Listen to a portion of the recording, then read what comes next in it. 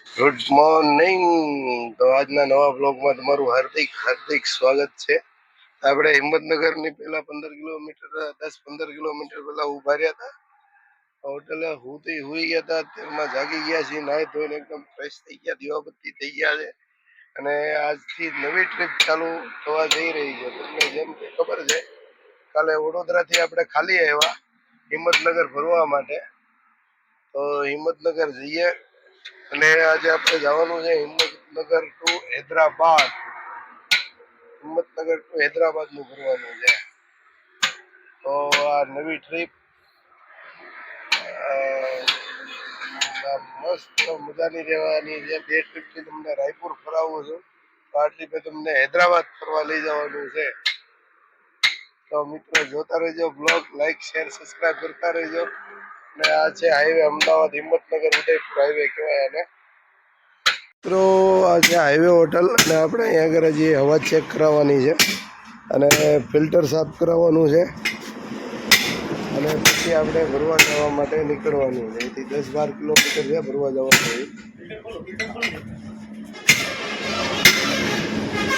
Yuvrajsinh filter ખોલે છે, fit કરતા નથી આવડતું.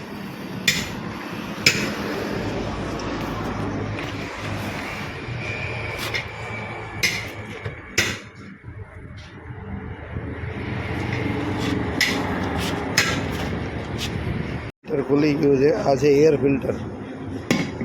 હિંમતનગર જીઆઈડીસીમાં પહોંચી ગયા છીએ કાંટો કરવા.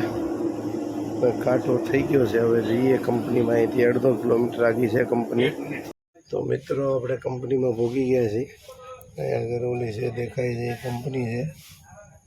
અને આ કંઈક સ્કૂલનું લાગે છે, કંઈક પૃથ્વીનો ગોળો છે જો અમે. અને આવી કંઈક જીઆઈડીસી છે ભાઈ. કંપનીની ચા યુવરાજસિંહ ગ્લાસમાં લઈ આવે છે. કંપનીવાળા ડ્રાઈવરોને ચા પીવડાવે છે. જો આપણે ચા આવી ગઈ છે. હાલો તો બધા મિત્રો સવારની ચા પીવા હોટલે તો પીને આવ્યા હતા, પાછી ચાનો ટાઈમ થઈ ગયો ને ચા મળી ગઈ છે.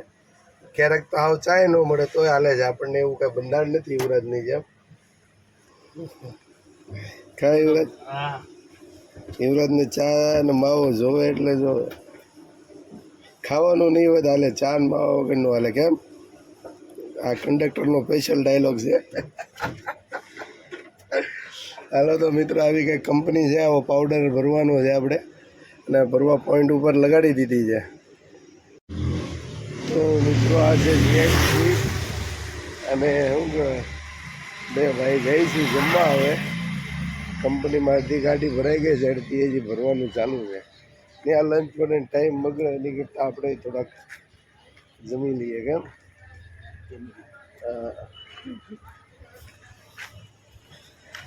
હાલીને ઉપડ્યા છીએ ભાઈ. રોડની ઓલી સાઈડ જવું પડશે જમવા.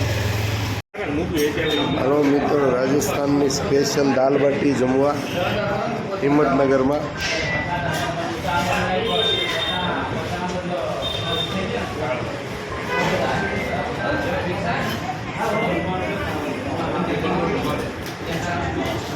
મિત્રો જય માતાજી, આપણી ગાડી ભરાઈ ગઈ છે.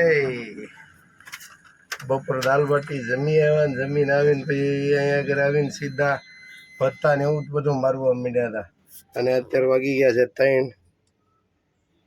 3 વાગ્યા છે અને આપણી ગાડી કમ્પ્લીટ થઈ ગઈ છે ભરાઈ. તાલપત્રી બંધાઈ ગઈ, બધું કમ્પ્લીટ. હો, જોઈ લો. હવે આપણે જઈએ કાંટો કરવા. અને અહીંથી ભરી છે ગાડી બેંકવેક સિરામિક. તો મિત્રો ગાડી ભરીને આપણે હિંમતનગરથી અમદાવાદ હાઈવે ઉપર ચડી ગયા છીએ. હવે આવશે ચિલોડા ને પછી આવશે રિંગ રોડ. તો મસ્ત નવો હાઈવે બની ગયો છે ભાઈ. પહેલાં 4 લાઇન હતો, હવે 6 લાઇન બન્યો છે. અમુક જગ્યા પુલનું કામ ચાલુ છે. અને મસ્ત રોડ છે ભાઈ, એકદમ ટોમે ટોપ.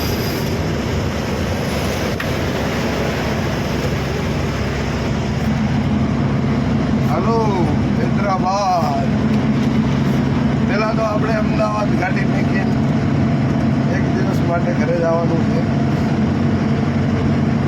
અને પછી કાલ આવશું. દિવસ એટલી આપણે ગાડી ઉપાડશું. એકથી આરામ કરી લેવાનો છે ઘરે.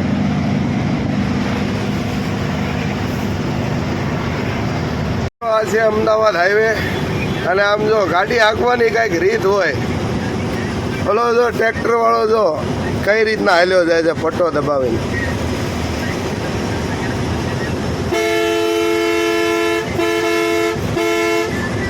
એનો વાહન ધીરું હાલે છે એટલે કંડક્ટર સાઈડ હાંકવી પડે.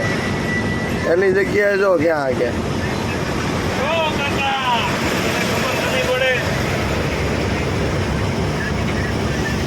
ક્યાં ઠેઠ હાંકે.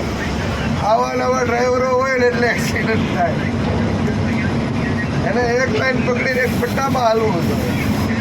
આવું છે બધું ત્યારે હાઈવે ઉપર. અહીંયા રોડનું નવો રોડ બની ગયો છે. રોદા પડ્યા છે અમુક જગ્યાએ. એટલે જો આખો ડાંબર ઉખાડીને નવેસરથી ડાંબર ભરે એટલે અહીંયા થોડુંક ટ્રાફિક થયું છે. હાલો તો હવે ધીરે ધીરે પહોંચી જઈએ અમદાવાદ. તો મિત્રો આ છે ચિલોડા. અમને ગાંધીનગર રોડ જાય ને આ બાજુ કંડક્ટર સાઈડમાં દહેગામ જાય છે. આ ગાંધીનગર જાય ચિલોડાથી. મસ્ત હાઈવે છે. પેલા આગળ બ્રિજ નતો, આ બ્રિજ નવો બન્યો છે. પેલા અમે હાલતા ને ત્યારે અહીંયા બ્રિજ નતો. બ્રિજ નવો બન્યો. અને અમદાવાદ રિંગ રોડ અહીંથી 10-15 કિલોમીટર આગળ છે. 15 થી 20 કિલોમીટર માનો ને. અને ચિલોડા પેલા કેવું નાનું એવું શહેર હતું. નાનું એવું હતું. અત્યારે જો મોટું શહેર જેવું બધી બાજુ બિલ્ડિંગો હતી. ગાંધીનગર ને ચિલોડા બધું એક થઈ ગયું હોય ને એવું લાગે. જો અને અમુક 5 વર્ષમાં અમદાવાદ ને ચિલોડા બે એક થઈ જાય એવું લાગે છે. દુકાનો મસ્ત. આપણે અત્યારે ચિલોડા પહોંચ્યા છીએ. હવે આવશે રિંગ રોડ. રિંગ રોડ થી આપણે કંડક્ટર સાઈડ ટર્ન મારવાનો છે અસલાની બાજુ.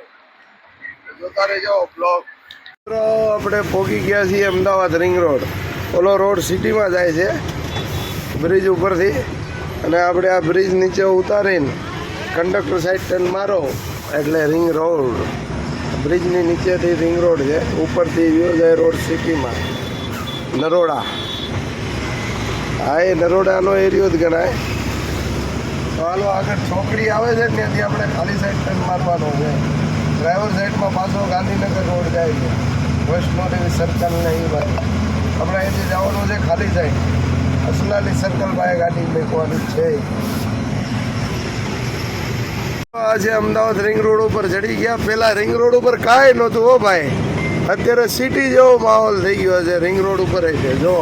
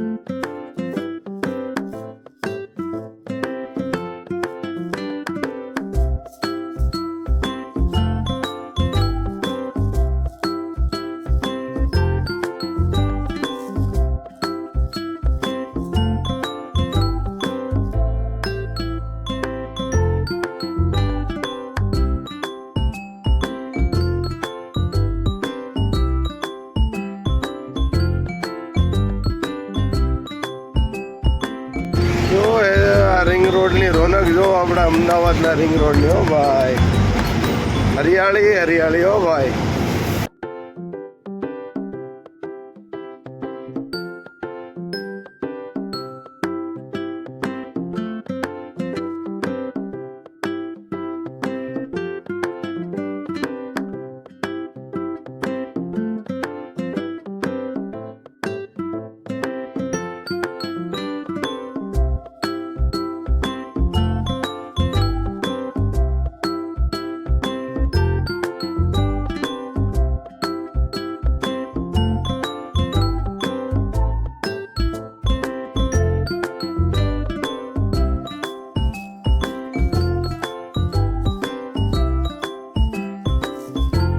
ગાડી આગળ અમદાવાદ અસલાલી ચોકડી પાસે મેકીને હવે આપણે જઈએ છીએ ભાવનગર. હવે કાલે પાછા આવશો. અત્યારે બસમાં બેઠા છીએ, સિટી બસમાં. આવી કંઈક બસ છે. સનાતન ચોકડીએ ઉતરવાનું છે, પછી ત્યાંથી આપણે ભાવનગરનું વાહન પકડવાનું છે. જે મળે ખટારો મળે ખટારો, બસ મળે બસ.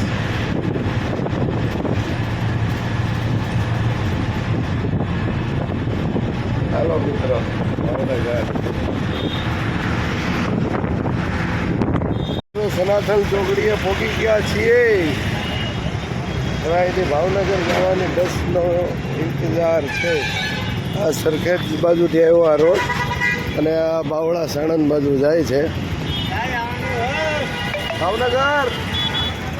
હા હાલો મિત્રો, હવે બસ કંઈક આવે એટલે એમાં બેહીને સીધા ભાવનગર.